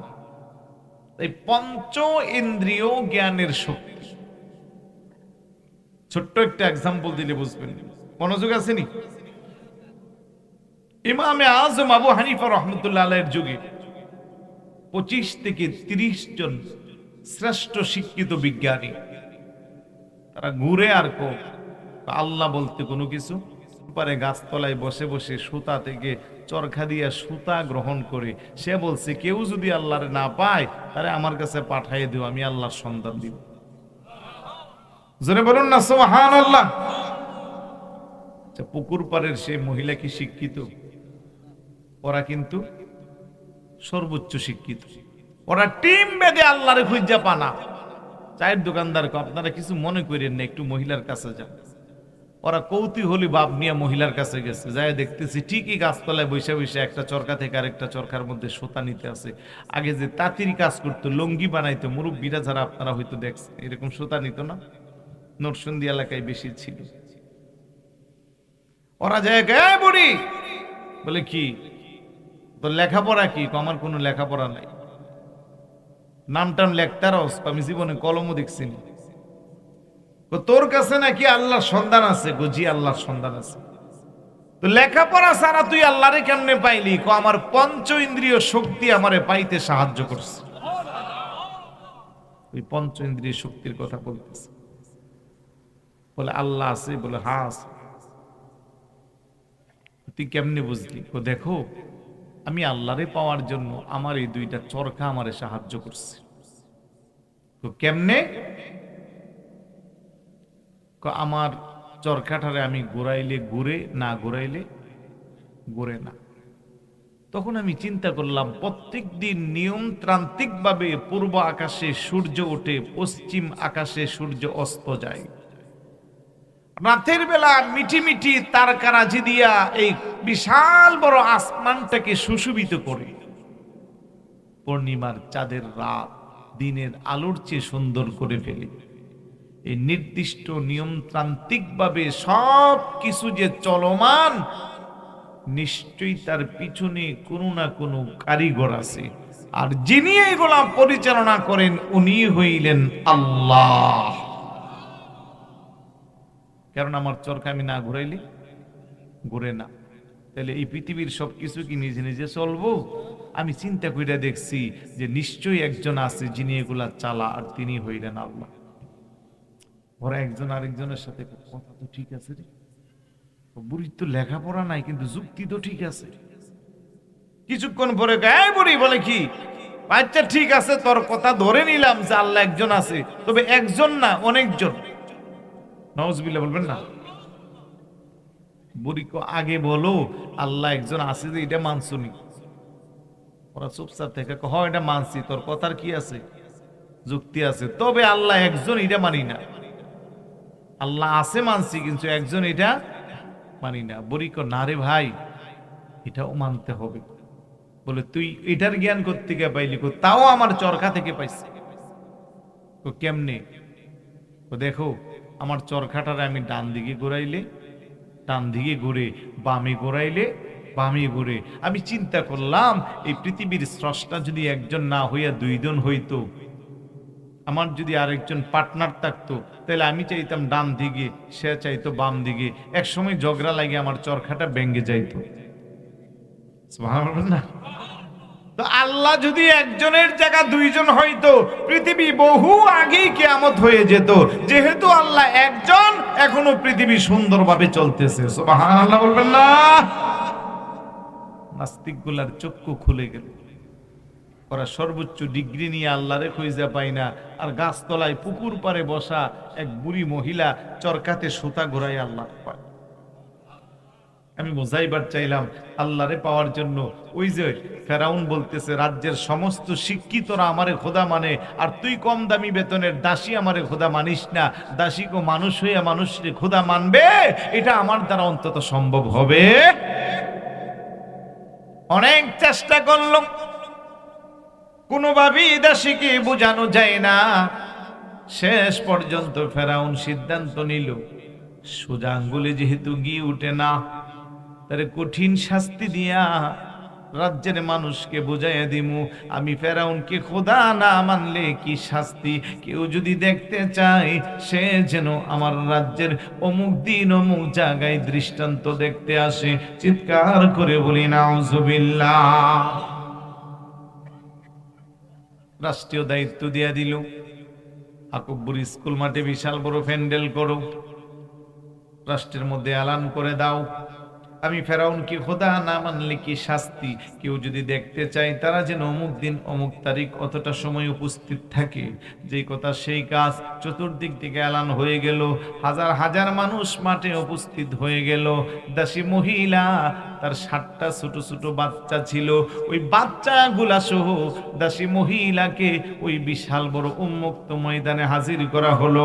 ফেরাউন সিংহাসনে বসে জল্লাদকে ডাক দিল, জল্লাদ বিশাল বড় একটা আগুনের স্ফুলিঙ্গ সৃষ্টি করো, আর ওই জায়গার মধ্যে আগুন দাও, আর বিশাল বড় ডেক্সির মধ্যে পরিমাণ মতো তৈল দাও। আজকে এই মহিলা তার 7টা সন্তান সহ তার আগুনে পড়ব, যদি সে আমার খোদা মানে তাকে মাফ করে দিব। চিৎকার করে বলি নাউজুবিল্লাহ। হাজার হাজার মানুষ উপস্থিত, দেখতে আসছে ফেরাউনরে খোদা না মানলে কি শাস্তি। সবার সামনে আবার মহিলারা ডাক দানলো, রে দাসী মহিলা, এখনো সময় আছে, আমারে খোদা মান, আমারে খোদা মানলে তোর আগুনে পোড়াইতাম না। দাসী কো আমার বুঝে আসে না, আমিও একজন মানুষ, আপনিও একজন মানুষ, মানুষ হইয়া মানুষরে কেমনে খোদা মানে আমার বুঝে আসে না। ফেরাউনকে যদি না হয় বুঝে না আসে তোরে কিন্তু আগুনে দিব। মহিলাকে একবার না দুইবার না 100বার আগুনে জ্বালাইলো, আমি আমার সিদ্ধান্ত চেঞ্জ করতে পারবো না। চিৎকার করে বলি সুবহানাল্লাহ। তাহলে ইমানদারের সিদ্ধান্ত কয়টা? আর একটু জোরে বলুন কয়টা? ইমানদার কখনো তার জবান বিক্রি করে না। হাজার হাজার মানুষের সামনে জল্লাদরা পরামর্শ দিল, বাদশাহ এই বাচ্চার, এই মহিলার সন্তানগুলো একটা একটা করে আগুনে দেন, কারণ পৃথিবীর কোনো মা তার চোখের সামনে তার সন্তান আগুনে জ্বলবে এটা সহ্য করতে পারবে না। 7টা সন্তানের সবচেয়ে বড় সন্তান হাত পা গুলো বেঁধে উত্তপ্ত তৈলের মধ্যে ছেড়ে দিচ্ছে, আর ফেরাউন ডাকদা বলতেছে, দাসী এখনো সময় আছে, সন্তানকে তৈলে দিব না আমারে খোদা মানবি। মুসলিলা মুস্কি হাসি দিয়ে কো, ও বাদশাহ, ইমানদারের ইমান সম্পর্কে তোমার ধারণা নাই। এমন সন্তান একটা না, 2টা না, 7টা না, 7,000ও যদি কোরবান দিতে হয় আল্লাহর পথে কোরবান দিব, তারপরও ইমান নামক দৌলতকে বিসর্জন দিব না। বাদশাকে কি পাকনামি করতেছো নাকি? 10 মাস 10 দিন গর্ভধারণ করলা, প্রসব যন্ত্রণা সহ্য করলা, 2 বছর স্তন্যের দুধ পান করাইলা, ওই সন্তানটা তোমার চোখের সামনে আগুনে ফেলে দেওয়া হবে, তোমার কি মায়া লাগবে না? না না না, আমার সন্তানের চেয়ে আমার ঈমানের মূল্য অনেক বেশি। লম্বা চোরা কথা শর্ট করে দিচ্ছি। 1 নম্বর বাচ্চাটারে চোখের সামনে তৈলের মধ্যে ছেড়ে দিল, হাজার হাজার মানুষ সবাই স্তব্ধ হয়ে গেল। 2 নম্বর বাচ্চাটারে আবার দিল, এভাবে দিতে দিতে 6টা সন্তান তৈলের মধ্যে ছেড়ে দিল। মহিলার মধ্যে তেমন কোনো অনুভূতি নাই, তেমন কোনো মনে কষ্ট নাই। সর্বশেষ যে দুধের বাচ্চাটা ছিল, সর্বশেষ যে সন্তানটা ছিল, ওইটা ছিল দুধের বাচ্চা। তাফসীরের মধ্যে আসছে, তাকাল্লামা ফিল মাহদি আরবাআতা তিফলিন, পৃথিবীতে মায়ের কোলে দুধের বাচ্চা 4 জন কথা বলেছিল, তার মধ্যে একজন ছিল ফেরাউনের কন্যার দাসীর সন্তান। ওই ছোট বাচ্চাটারে যখন টান দিল, দাসী মহিলা ডাক দেখো, আল্লাহ আর আমি সহ্য করতে পারলাম না, 6টা সন্তান চোখের সামনে আমি তৈলের মধ্যে ছেড়ে দিয়েছি, আমার তেমন কোনো কষ্ট হই না রে মাওলা। আমার দুধের বাচ্চাটারে টান দেওয়ার পরে কেমন যেন আমার কলিজায় চুনচুন করে ব্যথা করি। আল্লাহ তুমি আমারে আজকের ইমানি পরীক্ষায় কলঙ্কিত করিও না, তোমার বান্দিনীরে তুমি রুহানি শক্তি দিয়া আজকে ইমানের পরীক্ষার মধ্যে বিজয় দান করে দাও।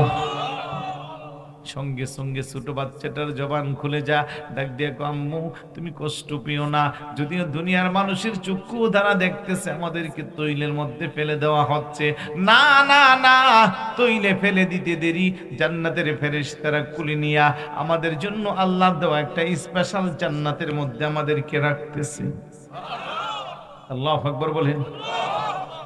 আহারে মা তো পৃথিবীতে মার কাছে সন্তান হলো সবচেয়ে নিরাপদ আশ্রয়ের স্থান।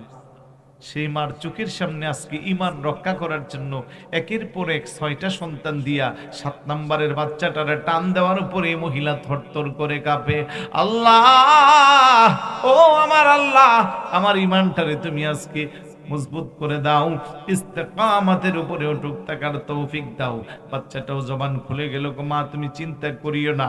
এবার 7 নম্বর বাচ্চাটারে দিয়া কিছুক্ষণ পরে মহিলার হাত পা গুলো বেঁধে ওই মহিলাকেও যখন তৈলের মধ্যে ছেড়ে দিল, জিবরাইল ডাকদা কই ইয়া রাসূলুল্লাহ, ওই মহিলা তার 7টা সন্তান সহ যে জান্নাতে বসবাস করে, ওই জান্নাত থেকে গো নবীজি মাঝে মধ্যে একটু একটু বাতাস দুনিয়ার মধ্যে ছেড়ে দেওয়া হয়, তখন তামাম পৃথিবীর সবটা সুশোভিত হয়ে যায়, সুগ্রাণ হয়ে যায়। আর আপনার নাক মোবারকের মধ্যে যে গ্রাণ লাগছে, এটা ওই জান্নাতের একটু শুভ সংবাদ, ওই জান্নাতের একটু সুগ্রাণ। চিৎকার করে বলে সুবহানাল্লাহ। ঈমানের উপরে ইস্তেকামাত থাকলে জান্নাত পাওয়া যায়। আমি শুরুতে বলছিলাম, মনে আছে তো? কেমন জান্নাত? সাধারণ জান্নাত, স্পেশাল জান্নাত। এখন সেই ঈমানের উপরে আমরা ইস্তেকামাত থাকতে চাইনি, তাইলে এক কথায় আমার সাথে আসুন। আমি পয়েন্টে পয়েন্টে ব্যাখ্যা দিলে লম্বা সময় লাগবে, কষ্ট দিচ্ছি না, যেহেতু কুয়াশা মাঝখানের জায়গাও ভিজে যাচ্ছে, এই জন্য অনেকে রাগ করে চলে যাচ্ছে, ঠিক না? একটু বসেন। ঈমানের উপরে ইস্তেকামাত থাকতে গেলে মিথ্যা বলা যাবে? একটু জোরে বলুন। সুদ খাওয়া যাবে? ঘুষ দেওয়া যাবে? অন্যের হক নষ্ট করা যাবে? চুরি করা যাবে? ডাকাতি, জেনা, ব্যভিচার, গীবত, একজনের সাথে আরেকজনের দ্বন্দ্ব লাগানো, বড়দেরকে অসম্মান করা, ছোটদেরকে স্নেহ না করা, আম্মা আব্বার অবাধ্য হওয়া, নামাজ ছেড়ে দেওয়া, মদ খাওয়া, জুয়া খাওয়া, ইয়াবা, ক্যাসিনো, তাহলে সব জানতেছি, মানতে পারতেছি না। ইমানদারের ঈমানের পাওয়ার এত বেশি, নবীর সাহাবীদের জীবনী খুললে দেখা যায় এক একজন সাহাবীকে শুলিতে চড়ানো হয়েছে, তীরের আঘাতে সমস্ত শরীর রক্তে রঞ্জিত হয়েছে, পাথরের আঘাতে বৃষ্টির মতো রক্ত ঝরেছে। একটাই তাদের অপরাধ, তারা চুরি করে নাই, ডাকাতি করে নাই, খারাপ কাজ করে নাই, অন্যায় কাজ করে নাই। তাদের একটাই অন্যায় ছিল, তারা আল্লাহর প্রতি ঈমান এনেছিল, আল্লাহর হাবিবকে তারা মোহাব্বত করেছিল। কথা বলেন ঠিক কিনা? তাহলে আমরা কি পারবো আমাদের ঈমানটাকে ওইরকম শক্ত বানাতে? বলেন না ইনশাআল্লাহ। 5 ওয়াক্ত নামাজ পড়বেন সবাই? পড়েন সবাই? কয় ওয়াক্ত? কয় দিনে? 1 মাসে। ওই যে শুক্রবার 5টা হইলে 1 মাস হয়ে যায়। আপনারা কয়েকজন পড়েন মাশাআল্লাহ একদিনে 5 ওয়াক্ত, কিন্তু কিছু কিছু ভাই এখানে আছে তো যারা 1 সপ্তাহ বা 1 মাসে 5 ওয়াক্ত পড়ে, আছে না নাই? ওরা সূরা পুরা বছরে ওরা নামাজ পড়ে 54 ওয়াক্ত। কয় ওয়াক্ত? এর মধ্যে মাঝে মধ্যে মিস হয়। বলে হুজুর কেমনে? বছরে যদি কি বলে আপনার সপ্তাহ হয় 52টা আর 2 ঈদের 2টা মিলায় হইল কয়টা? তবে 54 হয় না, কারণ আরবি বছরে তো মাস আরো কমে যায়, তাহলে জুমা 52টা হবে না, আরো কমবে। তাহলে বোঝা গেল বছরে 50 ওয়াক্ত যে নামাজ পড়ে সেও মুসল্লি, আর দৈনিক 5 ওয়াক্ত যে নামাজ পড়ে সেও। দুই মুসল্লির মধ্যে পার্থক্য আসেনি? 2 মুসল্লি কিন্তু আবার মারা গেলে আকুব্বুরের কবরস্থানে দাফন করা হয়। পদ্ধতি প্রক্রিয়ারও তেমন কোনো বেশ কম। মারা গেলে প্রথমে গোসল দে, তারপরে কাফন পড়াই, তারপরে নামাজ জানাজা, তারপরে দাফন। পদ্ধতি সব এক, কিন্তু 2 জনের মধ্যে পার্থক্য আছে। কি জন্য? মাঝে মধ্যে দেখবেন আকুব্বুরের কবরস্থানে আল্লাহর বান্দা একটা মারা গেলে তারে শুয়াইয়া পুরা গ্রাম সুখের সাগরে বাসে, বিকালবেলা চায়ের দোকানে আড্ডা দে, একজন আরেকজনের সাথে কো, আহারে আমাদের গ্রামের এই সোনার টুকরাটারে আল্লাহ এত তাড়াতাড়ি নিয়ে গেল। বলে না? খুব ভালো ছিল, 5 ওয়াক্ত নামাজ পড়তো। ইমাম সাহেব এসে সাক্ষী দিয়ে, ভাই আমার 5 ওয়াক্ত কমন মুসল্লির একজন আজকে আল্লাহর কাছে চলে গেল। আরেকজন তার বয়স কম কিন্তু ইবাদতের দিক দিয়ে সে অনেক অ্যাডভান্স ছিল, ইশরাক আওয়াবিন তাহাজ্জুদ তো ছাড়তো না। সুবহানাল্লাহ বলবেন না? আবার মাঝে মধ্যে ইয়াকুবপুরে এমন কিছু আল্লাহর বান্দারে কবরে দেয়, বিকেলবেলা মানুষকে এইতে যদি আরো 10 বছর আগে মরতো, এলাকাটা বহু শান্তিতে থাকতো। ওই ভাই বলেন না, আছে না নাই? তাহলে দুইজনেই মুসলমান, দুইজনেই ইমানদার, দুইজনেই আল্লাহর কাজ করে, দুইজনেই নামাজ পড়ে, একজন 5 ওয়াক্ত আর একজন বছরে 50 ওয়াক্ত। খারাপ লাগতেছে? অনেক কষ্ট নিচ্ছেন, বিরক্ত হচ্ছেন? তাহলে নামাজ পড়বেন তো। কয় ওয়াক্ত? আমাদের আলোচনা কি মহিলারা শুনে? আগে বলবেন না, ওনাদের জন্য একটা হাদিস বলি। আমার মা বোনদেরকে বলবো, মা, আল্লাহর নবী বলে আল মারআতু ইজা সাল্লাত খামসাহা ওয়া সামাত শাহরাহা ওয়া আহসানাত ফারজাহা ওয়া আতাআত যাওজাহা ইয়াদখুলুনাল জান্নাতা আইয়ু আবওয়াবিন শাআত। আমার উম্মতের যে সমস্ত মহিলারা 4টা জিনিসের আমল দিবে, 8খানা জান্নাতের সব দরজা তাদের জন্য খোলা থাকবে। যেই দরজা দিয়া মনে চায় সেই দরজা দিয়া আল্লাহর জান্নাতে প্রবেশ করবে। চিৎকার করে বলি সুবহানাল্লাহ। ভাই উঠেন না, মুনাজাত দিয়া যান। শেষ করে দিচ্ছি তো আমি। এই হাদিসটা বলে মিলাদ কিয়াম দিয়ে মুনাজাত দিব, বিরক্ত হইয়েন না। শীতের মাত্রা একটু বেশি তো, এই জন্য আর থাকতে পারতেছেন না। মহিলাদের জন্য কয়টা? আমার নবী কো 1 নম্বরে ইজা সাল্লাত খামসাহা, 5 ওয়াক্ত নামাজ। মা বোনদেরকে বলবো, মা, সাংসারিক যতই ঝামেলা থাকে, ছোট বাচ্চা যতই ঘন ঘন প্রস্রাব করে, সংসারের যতই কাজ থাকে, আপনি চাইলে গো মা 5 ওয়াক্ত নামাজ ঠিকই আদায় করতে পারেন, ঠিক না? 2 নম্বরে ওয়াসামাত শাহরাহা, রমজানের রোজাগুলো রাখবেন, সামনে রোজা আসতেছে, কোনোভাবেই আপনি বাধা দিবেন না। আল্লাহর পক্ষ থেকে মা বোনদের জন্য স্পেশাল ছাড়। ওই সময়টা বাদ দিয়া বাকি সময় সুস্থ অবস্থায় অবশ্যই আপনাকে রোজা রাখতে হবে। তবে এই যে কটা রোজা ভেঙে যাবে, পরবর্তী সময়ে বছরের সুযোগ বুঝে রোজাগুলো কাজা করে দিবেন। আলহামদুলিল্লাহ বলবেন না? 3 নম্বরে ওয়া আহসানাত ফারজাহা, আপনার ইজ্জতের হেফাজত করবেন, লজ্জাস্থানের সংরক্ষণ করবেন। স্বামীর অগোচরে নিজের ইজ্জতকে পরপুরুষের কাছে বিলাইয়া দিবেন না। আজকের এই সমাজে বহু মা বোনেরা নিজের ইজ্জত নষ্ট করে ঘরে স্বামী থাকার পরেও পরপুরুষের সাথে পরকীয়া সম্পর্ক করে, আছে না নাই? আবার অনেক পুরুষ আছে, ঘরে স্ত্রী আছে, সন্তান আছে, তারপরেও অন্য নারীর সাথে খারাপ সম্পর্ক, আছে না নাই? খবরদার, এই সমস্ত অভ্যাসের যারা হবে তাদের প্রতি আল্লাহর লানত। তারা কোনোদিন জানাকারী ব্যভিচারকারী যারা, তারা যদি মরার আগে তওবা করে না মরে, তারা যদি এই বিচার আল্লাহর দুনিয়ার জমিন থেকে করে না যায়, পরকালে তাদের জন্য কঠিন শাস্তি। জান্নাতের দ্বারে কাছেও তারা যেতে পারবে না। কথা বলেন ঠিক কিনা? এই জন্য মা বোনদেরকে বলবো, ইজ্জতের হেফাজত করবেন। সর্বশেষ ওয়াতাআত যাওজাহা, স্বামীর আনুগত্য করবেন, স্বামীর সাথে সুসম্পর্ক রাখবেন, স্বামীর প্রতি সম্মান করবেন, স্বামী যা ইনকাম করে তা নিয়ে সন্তুষ্ট থাকবেন, স্বামীর জন্য আল্লাহর কাছে বেশি বেশি দোয়া করবেন।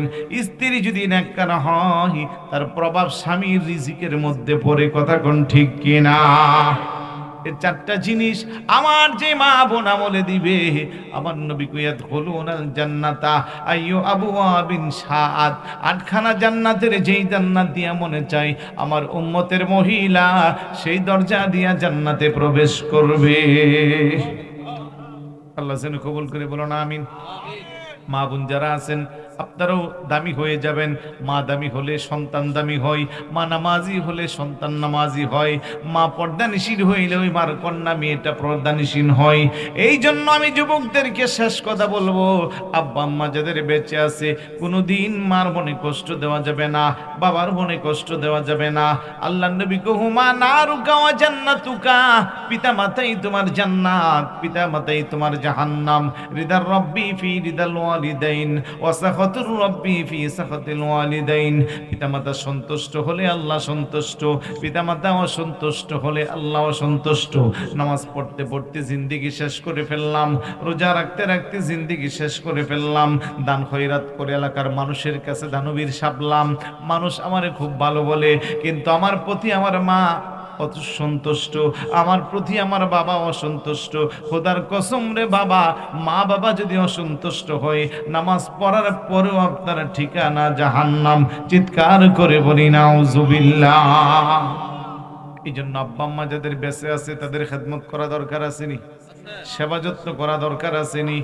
মা বোনদেরকে বলবো, মা যদি দামি হয়, হুজুর গাউসে পাক আব্দুল কাদের জিলানী রাদিয়াল্লাহু তাআলা আনহুর আম্মা যেমন দামি ছিল, আম্মা জানুন বেশি বেশি সন্তানকে গর্ভে নিয়ে কোরআন তেলাওয়াত করত। হুজুর গাউসে পাক আম্মা জানের গর্ভ থেকে 18 পারা কোরআন মুখস্থ করে আসছে। কথা কোন ঠিক কি না? বেশি বেশি একটু আমল করবেন, কোরআন শরীফ পড়বেন, দুরূদ শরীফ পাঠ করবেন, মুনাজাত উঠাইয়া রব্বি হাবিলি মিনাস সলিহিন, আল্লাহ আমারে নেক সন্তান দাও। কারণ এই সমাজে এত বেশি জুলুম, এত বেশি নির্যাতন, এত বেশি পাপের কাজ, এত বেশি জানাবে বিচার, এত বেশি চুরি ডাকাতি ছিনতাইকারী বেড়ে গেছে। আগামী ভবিষ্যৎ কি হবে আল্লাহই ভালো জানে।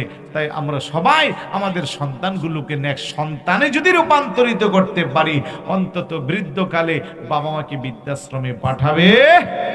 আল্লাহ যেন কবুল করে, বলুন আমিন। ইয়া রাসূলুল্লাহ ইয়া হাবিবাল্লাহ, ইয়া রাসূলুল্লাহ ইয়া হাবিবাল্লাহ, ইয়া রাসূলুল্লাহ তুমি জীবন তুমি মরণ, আধারে গড়ে তুমি আপন, তুমি জীবন তুমি মরণ, আধারে গড়ে তুমি আপন, তুমি মোদের পারের তরি, তুমি মোদের পারের তরি, তুমি নিদানে করানে ওয়ালা, ইয়া রাসূলুল্লাহ ইয়া হাবিবাল্লাহ, ইয়া রাসূলুল্লাহ তুমি মোদের আশার আলো, তাই তো তোমায় বাসি ভালো, তুমি মোদের আশার আলো, তাই তো তোমায় বাসি ভালো, হৃদয় নামের ফুলদানিতে, হৃদয় নামের গেতে রেখেছি প্রেমেরই মালা, ইয়া রাসূলুল্লাহ ইয়া হাবিবাল্লাহ, ইয়া রাসূলুল্লাহ